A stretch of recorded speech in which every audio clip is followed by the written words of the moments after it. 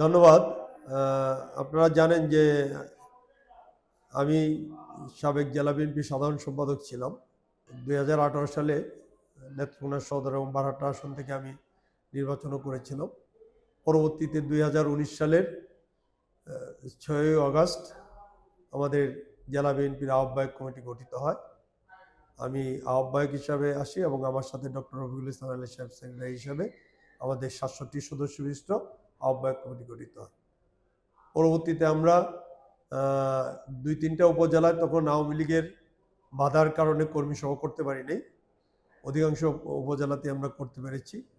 কর্মী সভা করে আমরা আগের যে কমিটি ছিল সেই কমিটিগুলি ভেঙে দিয়ে প্রত্যেকটা উপজেলায় আমরা আহ্বায়ক কমিটি করেছি এবং পরবর্তীতে এই উপজেলা আহ্বায়ক কমিটি তারা ইউনিয়ন পর্যায়ে আহ্বায়ক কমিটি করে ওয়ার্ড থেকে কাউন্সিলের মাধ্যমে তারা ইউনিয়ন কাউন্সিলগুলি সম্পন্ন করেছেন এবং পরবর্তীতে জেলা বিএনপি এবং কেন্দ্রীয় ময়মনসিংহ বিভাগীয় সাংগঠনিক টিমের উপস্থিতিতে প্রত্যেকটা উপজেলাতে আমাদের এবং পৌরসভা প্রত্যেকটাতেই আমাদের কাউন্সিলগুলি সম্পন্ন হয়েছে। অধিকাংশ উপজেলাতে নির্বাচনের মাধ্যমে হয়েছে, কয়েকটি উপজেলাতে আলোচনার মাধ্যমে কমিটি গঠিত হয়েছে। একটা উপজেলায় আমরা করতে পারি না, পূর্বতলা উপজেলা যেটা আছে সেটা আহ্বায়ক কমিটি দেওয়ার পর বিভিন্ন গ্রুপিংয়ের কারণে তারা আহ্বায়ক কমিটির কাজ তারা আগাইতে পারে নাই এবং পরবর্তীতে এটা নতুন করে আহ্বায়ক কমিটি ইতিমধ্যে একটা সিদ্ধান্ত হয়েছে, অচিরেই হয়তো এটা পাবলিশড হবে। এই আহ্বায়ক কমিটি এবং 14টি ইউনিটের যে নির্বাচন সম্পন্ন হয়েছে সেটা পূর্ণাঙ্গ কমিটির মাধ্যমে আগামী 30 তারিখ আমাদের দলের কাউন্সিল সম্পন্ন হওয়ার জন্য ধার্য হয়েছে। আর বিগত দিনে আপনারা জানেন যে আমাদের কমিটি আমরা পাওয়ার পর একদিকে সঙ্গে কিছুদিন পরেই কোভিডে সারা পৃথিবী আক্রান্ত হয়। সেই কোভিডের কারণে আমাদের কার্যক্রম প্রথম দিকে ব্যাহত হয়। তখন আমরা সাংগঠনিক কার্যক্রম কেন্দ্রীয়ভাবে আমাদের বন্ধ ছিল। আমাদের জনগণের পাশে দাঁড়িয়ে আমরা নেত্রকোনা জেলা বিএনপি বিভিন্ন রকমের অক্সিজেন সরবরাহ করা, তারপরে নেতাকর্মীদের গরিবদের সাহায্য সহযোগিতা করা সহ বিভিন্ন উদ্যোগ নিয়েছি এবং তাদের পাশে দাঁড়িয়েছিলাম। পাশাপাশি পরবর্তীতে আবার জানেন যে ভয়াবহ বন্যায় এফেক্টেড হয়েছিল বৃহত্তর সিলেট জেলার পাশাপাশি নেত্রকোনা অঞ্চল, সুনামগঞ্জ অঞ্চল। সেই বন্যায় কবলিত হওয়ার জন্য আবার সাংগঠনিক কার্যক্রম দ্বিতীয় দফায় আবার ব্যাহত হয়।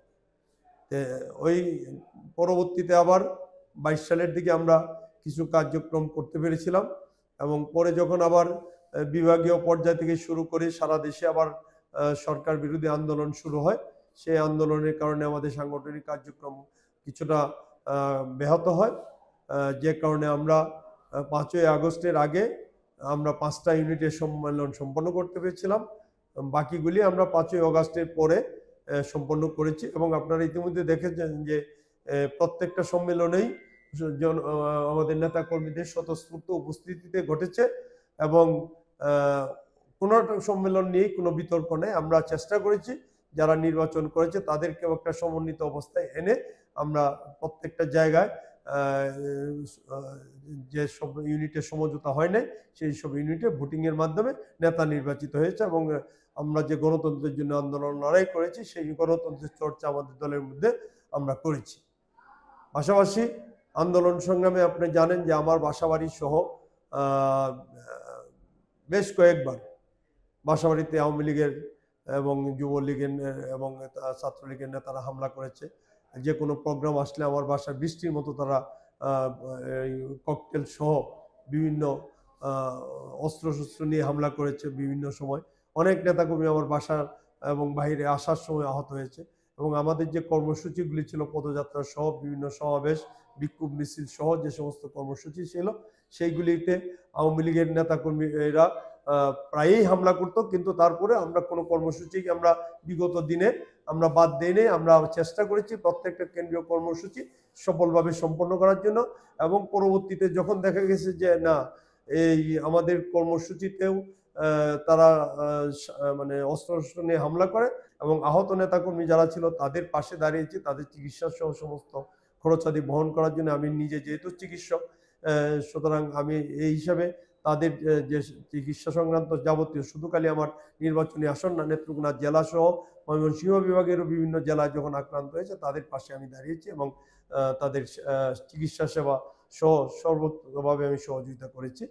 আর বিশেষ করে যে আমাদের হামলা মামলা যে সমস্ত হয়েছে, এটা 18 সালেও প্রচুর মামলা হয়েছিল এই যে আমাদের নেতাকর্মীদের নামে, এবং পরবর্তীতে আবার এইবারও এই কিছু মামলা হয়েছে।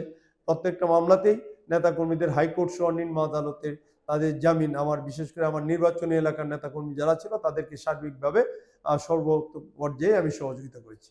আমি আশা করব কাউন্সিলরদের কাছে যে বিগত দিনে যারা দলের দুঃসময়ে কাজ করেছে, আমাদের মতো যারা জীবন বাজি রেখে দলের প্রত্যেকটা কর্মসূচি আমরা পালন করেছি, তাদের ব্যাপারে কাউন্সিলরদের সহানুভূতি অবশ্যই থাকবে।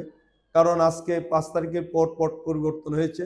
পট পরিবর্তনের পরে অনেক নেতাই এখন নেতৃত্ব দেওয়ার জন্য আগ্রহ দেখাচ্ছে কিংবা আসছে, কিন্তু একটা সময় গিয়েছে যে 5 তারিখের আগে তাদেরকে নেতৃত্ব বললেন শুধু না, তাদের নাম বিএনপিতে না থাকলেও তারা খুশি হতো, অথবা অনেক সময় তারা দেখা গেছে যে বিগত দিনে আওয়ামী লীগের সাথে সংশ্লিষ্ট হয়ে আওয়ামী লীগের যে কোনো তাদেরকে বরঞ্চ সহযোগিতা করেছে এবং তাদের কাছ থেকে সুযোগ সুবিধা নিয়ে চলেছে।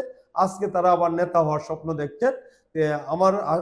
আমি আশা করি যে এই আমাদের যারা কাউন্সিলর আছেন তারা কোনো সময় তাদের রায় ভুল দিবেন না।